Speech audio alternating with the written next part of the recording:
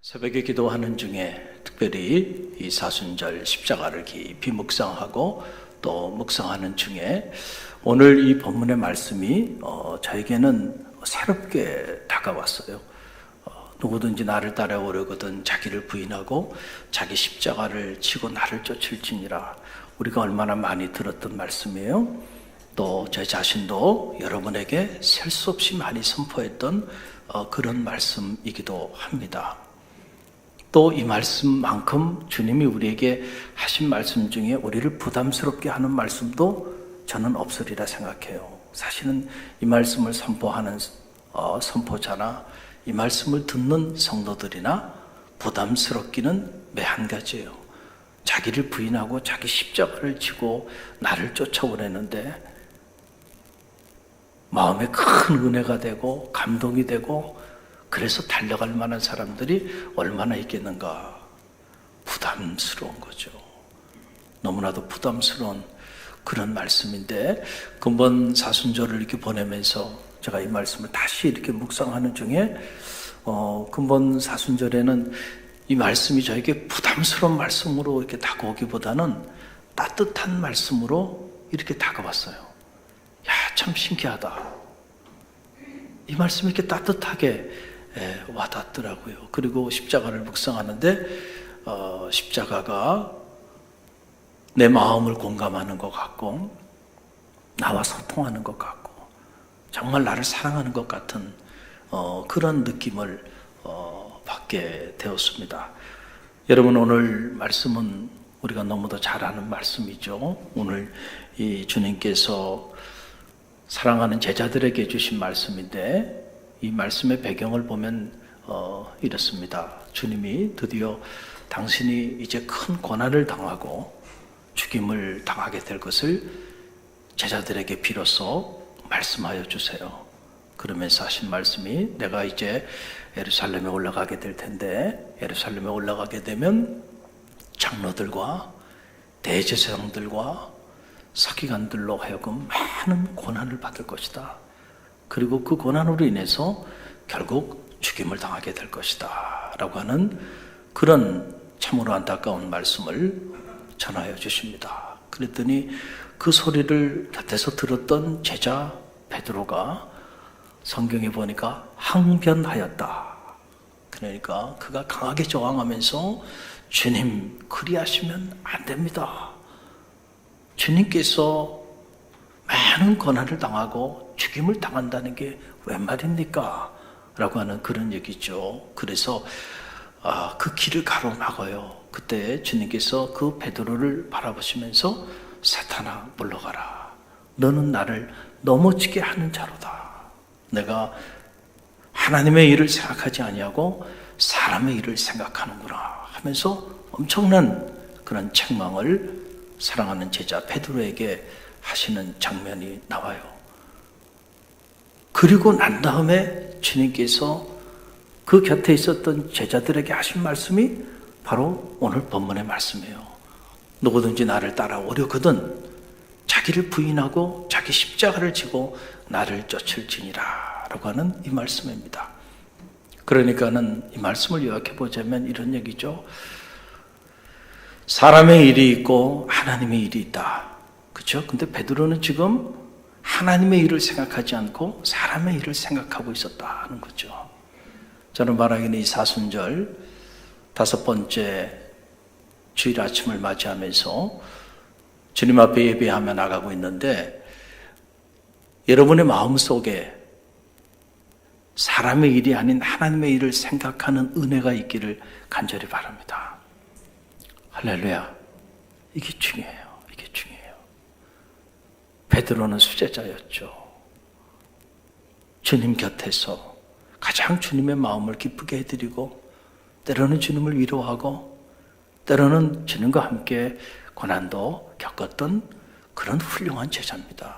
우리가 베드로를 너무 쉽게 생각하면 안 돼요. 그런데 그런 베드로조차도 하나님의 일을 생각하지 않고 순간 사람의 일을 생각했다라고 하는 거예요. 그것은 베드로가 잘못되었기 때문이 아니고 베드로가 영적으로 무너져 있었기 때문에 사탄이 베드로의 마음과 생각을 통치하고 지배하게 되었기 때문에 그래서 그만 베드로의 그 본연의 모습이 사라지고 베드로를 통해서 사탄이 일을 하는 거예요. 사탄이 일을 할 때는 언제나 초점을 하나님의 일에 맞추지 않고 사람의 일에 맞추게 한다.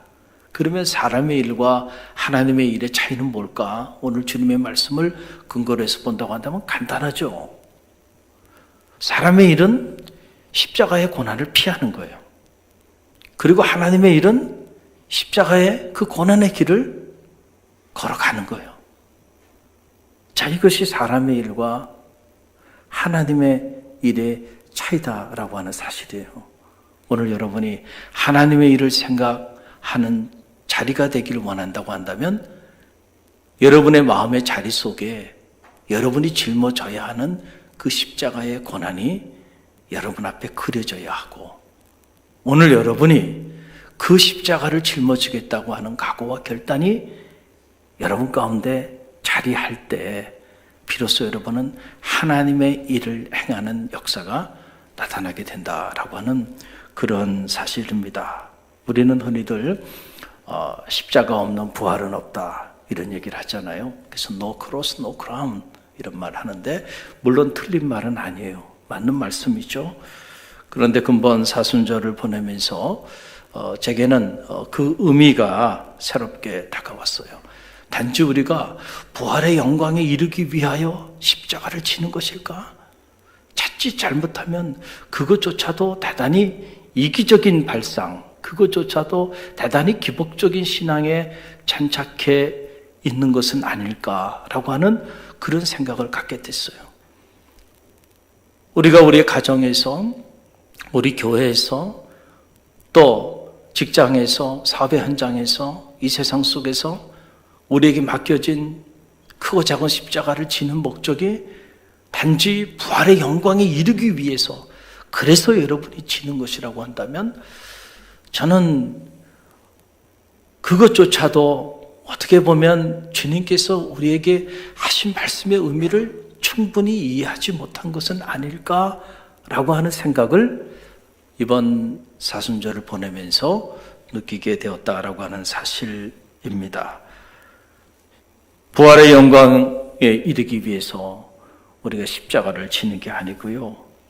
진실로 아파하고 또 고통당하고 그리고 고난당하는 이들과 정말 우리의 가슴으로 그들과 함께하기 위해서 십자가를 져야 한다라고 하는 그런 사실이에요. 여러분, 십자가는 아픔이죠. 십자가는 말할 수 없는 고통이고 말할 수 없는 고난이고 정말 견디기 어려운 그런 아픔임에는 틀림이 없어요.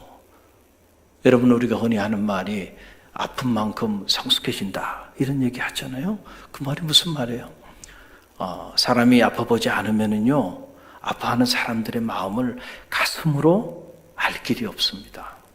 그래서 정말로 아파보고 정말로 고통도 당해보고 고난도 당해봐야 오늘 아파하는 사람들, 고난당하는 사람들, 고통당하는 사람들이 눈에 보이기 시작하고 또 그들의 아픔과 고난과 고통이 가슴으로 이렇게 느껴지기 시작한다. 그럴 때 비로소 그들과 함께 정말 가슴으로 함께 할 수 있는 그런 삶이 우리 안에 열리게 된다. 이거를 신학자들은 연대라고 말합니다. 정말로 누군가를 긍휼히 여기는 마음이 우리 안에 가슴 안에 있게 되면 그 긍휼히 여기는 그 사람과 함께 연대하게 돼 있다. 우리의 가슴이 움직이고 우리 삶이 움직여서 결국 그들과 함께 하게 되어 있다라고 하는 그러한 이야기입니다. 여러분, 동병상린이라고 하는 말도 있죠. 같은 병을 앓고 있는 사람이 같은 병을 앓고 있는 사람을 이해하고 그리고 그 사람의 고통을 정말 가슴으로 느끼고 그리고 서로 긍휼히 여기는 그런 마음을 갖는다는 거예요. 불치의 병에 걸려 고통 가운데 하루하루 살아가는 그 사람의 마음을 건강하게 살아가고 있는 우리가 알 수 있을까요? 물론 머리로는 알 수 있죠. 그러나 가슴으로 알기는 어렵다는 거죠. 고난당해보고 고통당해봐야 그래야 고난당하고 고통당하는 자들의 마음을 아는 거예요. 그래서 눈물 젖은 빵을 먹어보지 않은 사람은 인생을 논하지 말라. 어느 문학자는 그렇게 말했잖아요. 굶주림 속에서 먹을 양식이 없어서 빵 한 조각 눈물을 흘리며 그렇게 삼켜봤던 그 사람이 정말 가난해서 먹을 양식이 없어서 그렇게 살아가는 사람들의 그 삶을 알고 그들의 고통을 가슴으로 아파하면서 어떻게 해라도 그들에게 도움이 되기 위해서 자기 삶을 분유하게 된다는 거죠. 그래서 버프라고 하는 신학자는 가난이 가난을 치유한다라고 하는 이런 유명한 말을 남겼어요.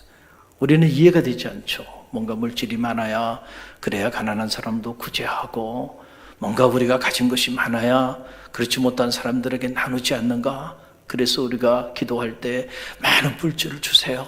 그러면 그 많은 물질로 가난한 자들에게 많이 나누며 살겠습니다. 어떻게 보면 맞는 말인 것 같지만 사실은 틀린 말이에요. 왜냐하면 많은 물질을 가지면 그 많은 물질을 가지고 정말 가난 가운데 있는 그 물질을 정말 필요로 하는 어려운 가운데 있는 자들에게 정말 가슴으로 그들의 아픔을 함께 하면서 그렇게 나눌 수 있을까? 많은 경우 그렇지 못하다는 거예요. 가난이 가난을 치유한다.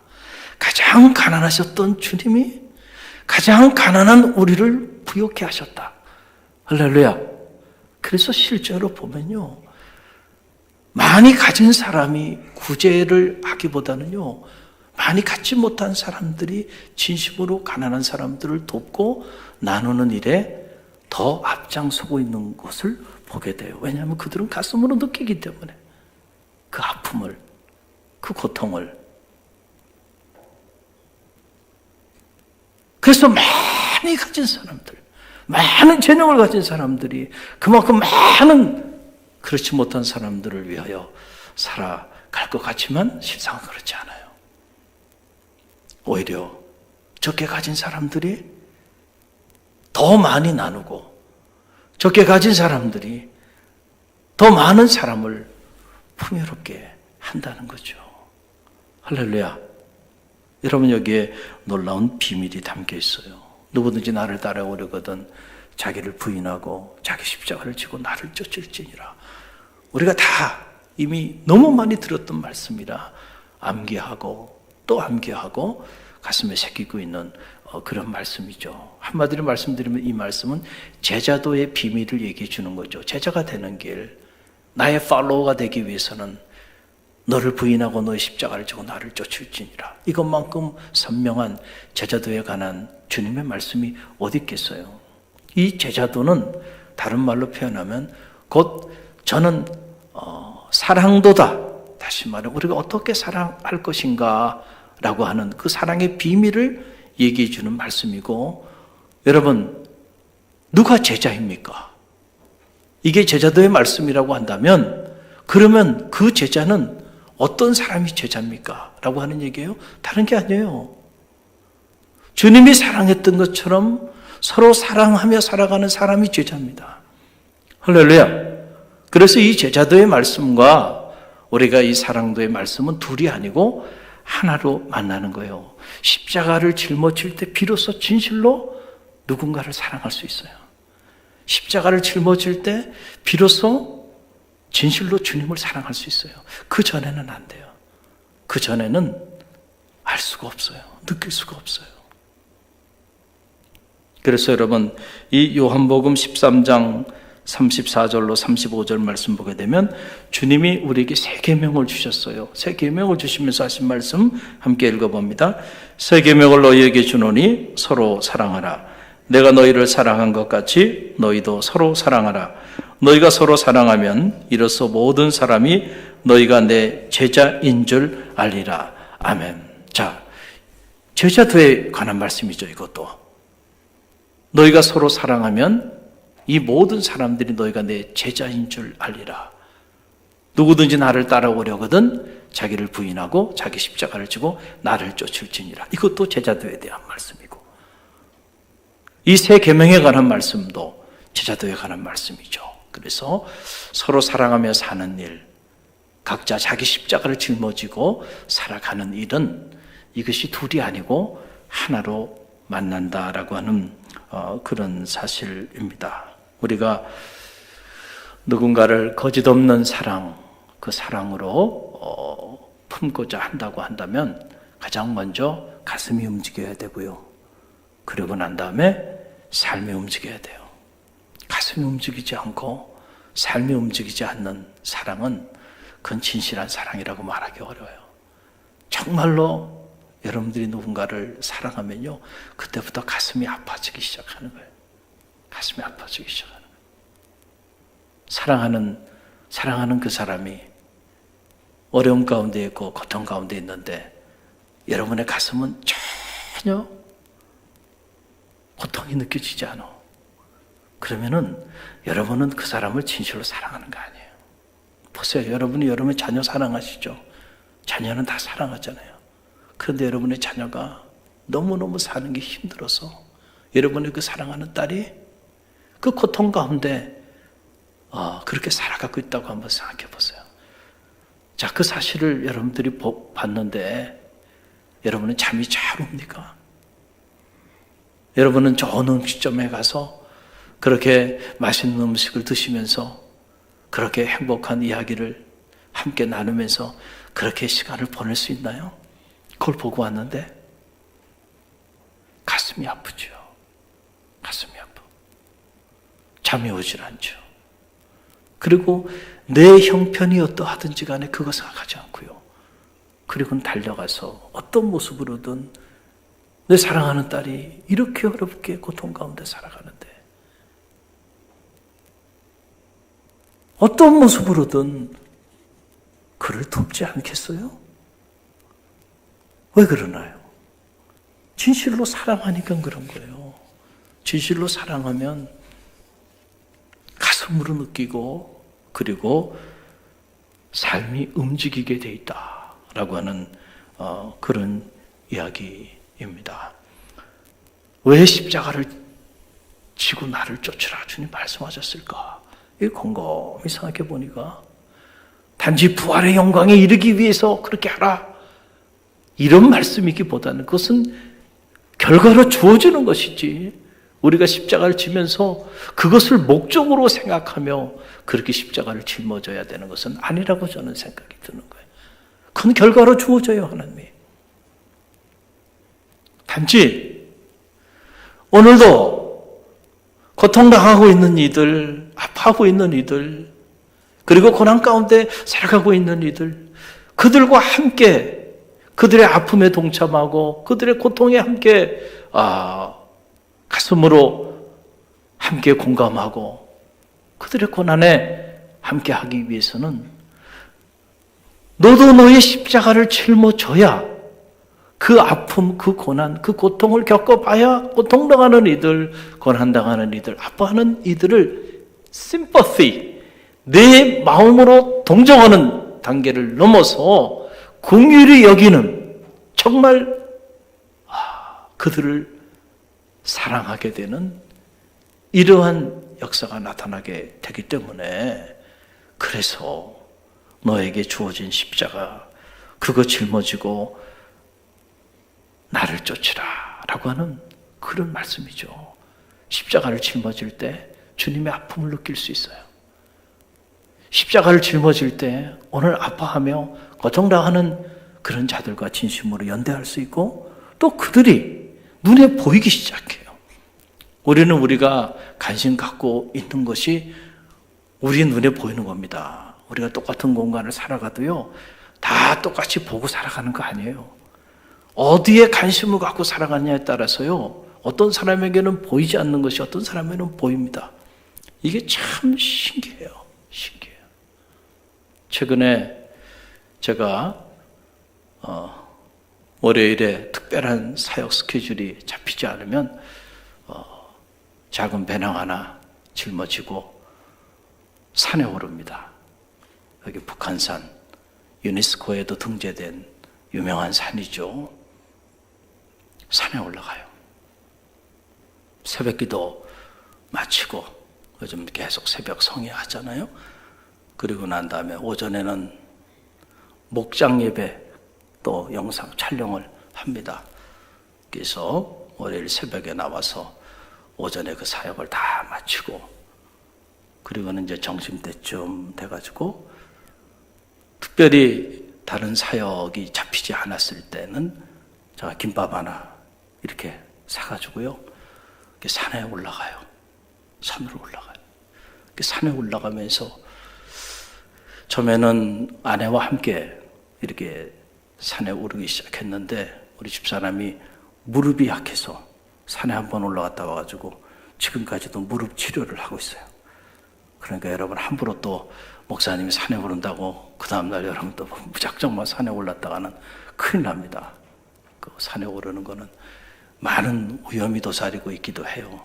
그래서 여러 가지 여러분들이 특히 나이 드신 분들은 조심해서 이렇게 해야 하는데, 그래서 이제 할 수 없이 제가 혼자 산에 올라가요. 산에 올라가면 참 좋은 일들이 많이 일어납니다.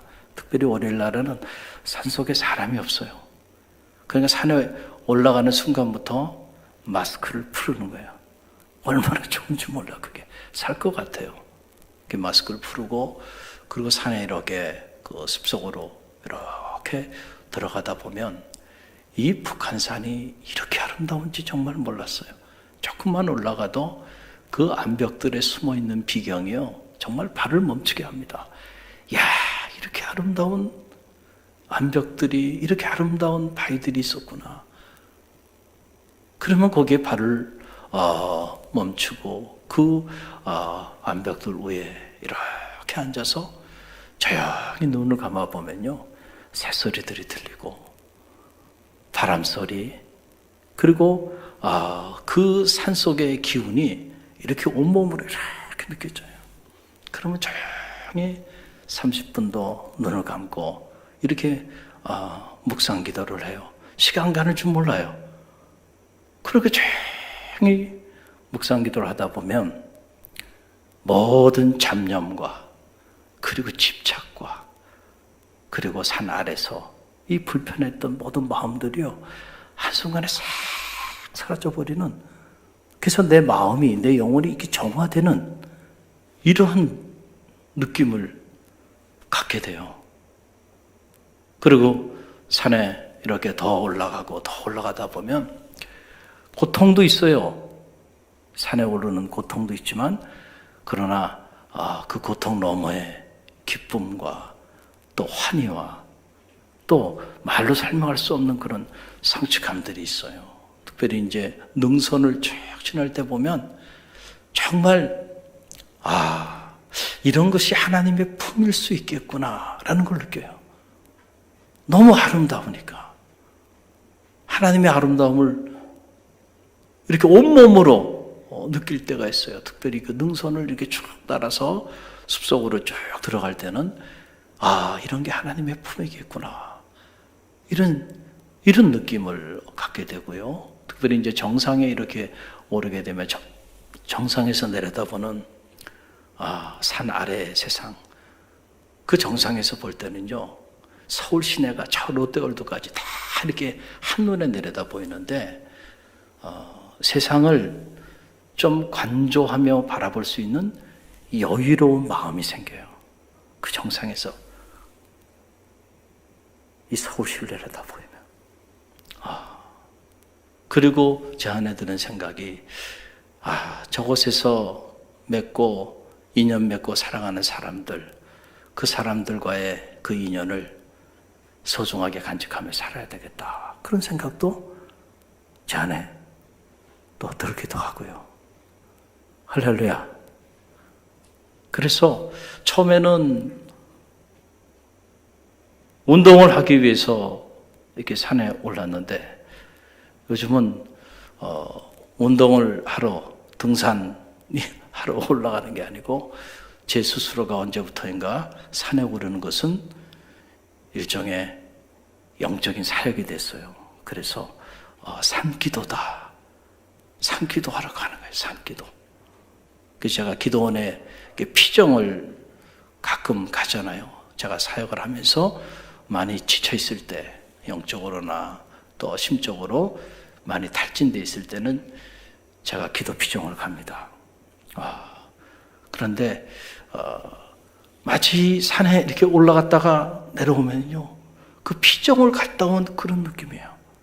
마음도 영혼도 정화가 되고, 그리고 무엇보다 그 다음날 새벽 기도가 확실히 깊어지는 그런 체험을 하게 돼요. 그래서 몸도 건강해지는 자신감을 갖고, 무엇보다 마음과 영혼의 새로운 재충전의 그런 시간들이 그렇게 돼요. 그래서 요즘은 예수님은 산상수훈 말씀을 전했는데 저는 산상일기를 쓰고 있습니다.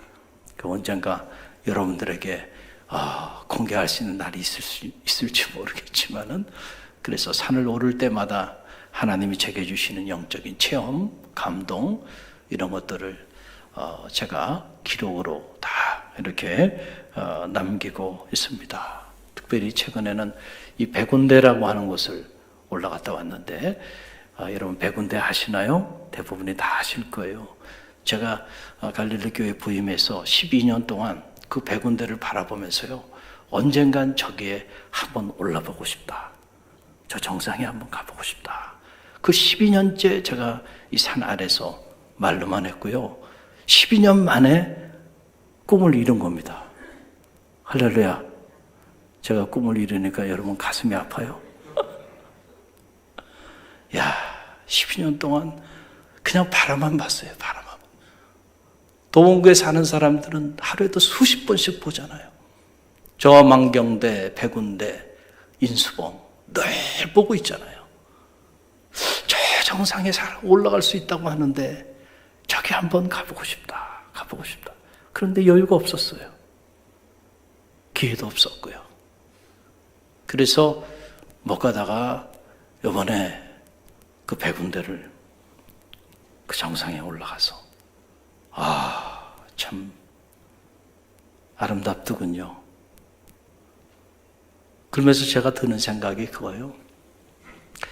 백운대를 한 번도 올라가 보지 못하고 산 아래서 백운대를 바라보며 사는 사람하고, 땀을 흘리고 고통을 감수하면서라도 저 백운대 정상을 다녀온 사람하고 백운대를 바라보면 그 삶이 같을 수 있을까? 이거는 완전히 차원이 다르다는 것을 제가 겪었어. 백운대를 갔다 오고 난 다음에 하루에도 수십 번씩 그 백운대 정상을 보고 그러요. 여기서 갔다 오기 전하고는요 완전히 다른 느낌입니다. 그냥 바라만 볼 때 하고, 제가 땀을 흘리고 그리고 그 정상에 갔다 오고 난 다음에는요 완전히 느낌이 달라요. 제가 이런 말씀 드린 이유는 뭐냐면, 저는 십자가도 똑같다 이런 생각을 해요. 우리는 신앙생활하면서 늘 십자가를 바라보며 살아가죠. 여러분 이 앞에도 얼마나 큰 십자가가 있나요? 예배의 자리에 여러분 나올 때마다 여러분이 바라보는 것은 거대한 십자가예요. 수없이 우리는 십자가를 바라보며 살아가요. 그러나 십자가를 바라보기만 하며 사는 사람하고 직접 그 십자가를 짊어지고 믿음의 길을 걸어가는 사람하고는요 신앙생활의 차원이 다르다는 거예요. 차원이 다르다는 거예요. 저는 바라기는 십자가만 바라보며 사는 성도가 아니고 정말 십자가를 짊어지는 영적 체험이 여러분 가운데 있기를 간절히 바랍니다. 그러면요 십자가를 바라보면요 느낌이 달라요. 그 고통을 아니까, 그리고 그 고통이 주는 그 고통 그 너머에 말로 설명할 수 없는 기쁨과 그 감격과 환희와 성취감을 알기 때문에요 십자가를 바라볼 때 와닿는 그런 영적인 체험이 완전히 다르게 느껴지게 된다라고 하는 그런 사실입니다. 여러분 우리가 십자가를 짊어져 보면 십자가의 아픔, 십자가의 고통, 십자가의 고난, 이거를 우리가 우리 몸으로 겪게 되는 거예요. 그래서 어느 공동체든 마찬가지예요. 여러분들이 신앙생활 하면서도 정말 자기에게 맡겨진 십자가를 짊어지고 고통 가운데 땀을 흘리며 봉사하며 그렇게 섬기는 사람은요, 그 섬김의 그 사역을 통해서 사역의 아픔을 알아요. 사역의 고통을 알아요. 그리고 주님께서 얼마나 힘드셨을까, 얼마나 아프셨을까, 사역을 감당하면서 이런 것들을 알게 돼요. 그래서 실제로 십자가를 지고 땀을 흘리고 봉사하고 섬기는 사람은요, 말이 별로 없어요. 말을 할 수가 없어요, 함부로. 내가 그걸 겪어보면은요. 근데 대부분이 이게 말이 많은 사람들은요, 십자가를 바라만 보는 사람들이야.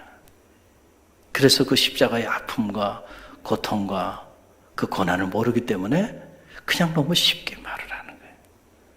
안타까운 거죠. 여러분,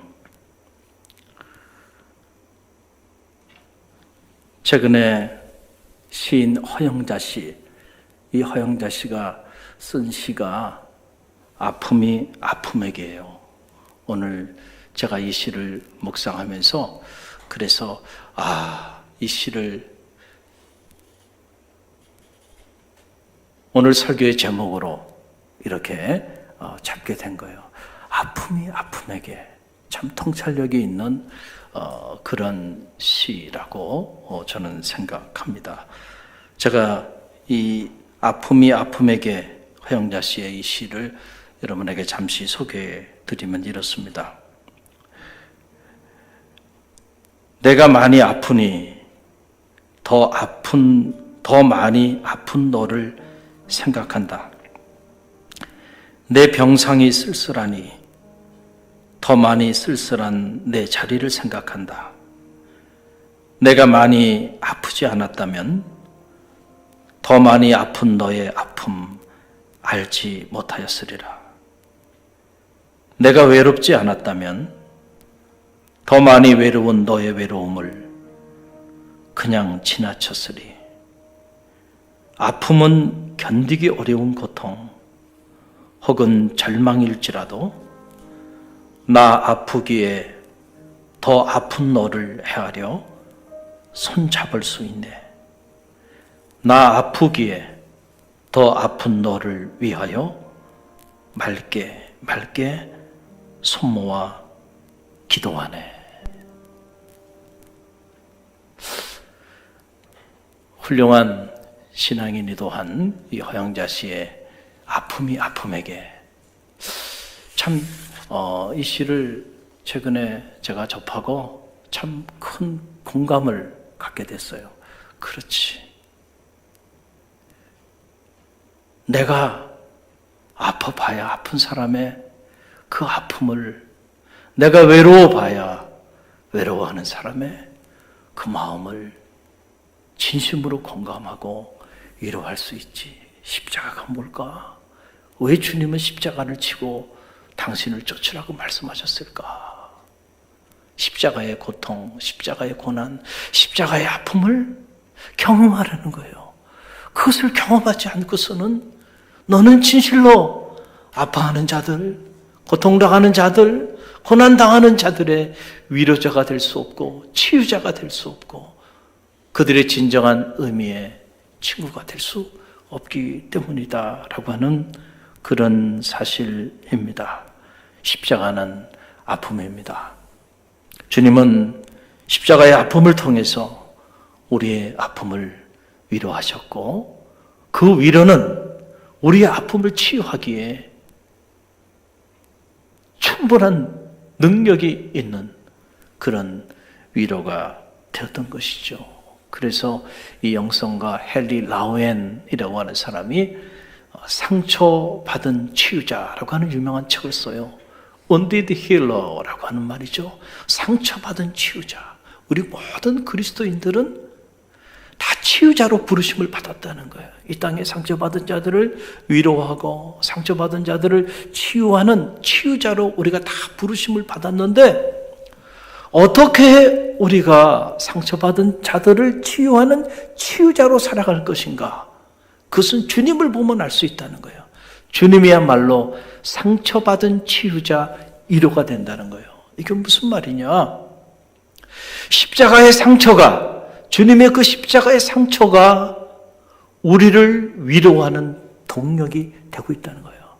만약에 주님께서 한 번도 아파보지 않으셨어요? 한 번도 고난당해 보지 않으셨어요? 한 번도 사람들에게 차별당하지 않으셨고 한 번도 소외당해 본 적이 없다고 한다고 하면, 그런 주님이 과연 오늘 소외당하고 고통당하고 고난당하는 우리의 삶을 진정으로 위로할 수 있을까요? 그런 일은 일어날 수 없어요. 주님의 이 말할 수 없는 십자가의 상처가 오늘 고난당하고 아파하고 고통당하는 자를 치유하고 위로할 수 있는 그런 에너지가 되고 힘이 되고 있는 거죠. 주님도 아파보셨어요. 그래서 우리 아픔에 공감하시는 거예요. 주님도 고통당해 보셨어요. 주님도 철저하게 차별당하고 소외당해 보셨어요. 그래서 소외당하고 차별당하고 아파하고 고통당하는 자들, 그들을 진정으로 위로할 수 있는 위로자가 되었고요. 그들과 진심으로 함께 하시는 그런 사랑의 힐러가 되셨다라고 하는 그런 말씀입니다. 여러분, 십자가는 단순히 부활의 영광에 이르기 위한 도구가 아닙니다. 십자가는 그 자체로 우리가 주님을 사랑하고 그리고 주님처럼 우리에게 맡겨진 사람들을 진실로 사랑하게 하는 그런 가장 강력한 영적인 문이 된다는 사실을 여러분 꼭 기억하시길 바랍니다. 우리가 이 문을 들어가야 돼요. 이 문을 들어가야 주님의 아픔을 느끼게 되고요. 그 주님의 고통을 느끼게 되고, 그럴 때 나를 향한 주님의 사랑을 진심으로 깨닫게 되는 거예요. 그리고 이 문을 들어가야 그때 비로소 고난당하는 이들, 고통당하는 이들, 아파하는 이들이 보이고, 그리고 그들을 가슴으로 그들의 아픔에 함께 참여하고 삶으로 그들을 치유하는 진정한 의미의 치유자, 진정한 의미의 제자의 길을 우리가 걸어갈 수 있게 된다는 거예요. 이 십자가의 비밀을 알았던 사도 바울은요, 골로새서 1장 24절에서 이런 위대한 선언을 합니다. 우리 함께 읽어봅니다. 나는 이제 너희를 위하여 받는 괴로움을 기뻐하고 그리스도의 남은 고난을 그의 몸된 교회를 위하여 내 육체에 채우노라. 아멘. 이 비밀을 아는 거예요, 사도 바울은. 그래서 기뻐함으로 그 괴로움에 참여하고 그리스도의 남은 고난, 그 남은 고난을 그의 몸된 교회를 위하여 자기 육체에 채웠다. 십자가를 짊어지고요. 그리고 주님을 따라 나선 위대한 사도가 된 거예요. 오늘 사순절 5번째 주일 아침에 저와 여러분에게 들려주시는 이 주님의 음성, 누구든지 나를 따라오려거든 자기를 부인하고 자기 십자가를 지고 나를 쫓을지니라. 이 말씀 여러분 다시 한번 귀담아 들으시고, 과연 나는 십자가를 바라만 보며 그렇게 신앙생활하고 있는 제자인가? 아니면 내게 맡겨진 십자가를 짊어지고 주님을 따르는 제자인가? 여러분 자신을 깊이 점검해보는 그런 경건한 새벽이 되시기를, 아침이 되시기를 주님의 이름으로 간절히 축원드립니다.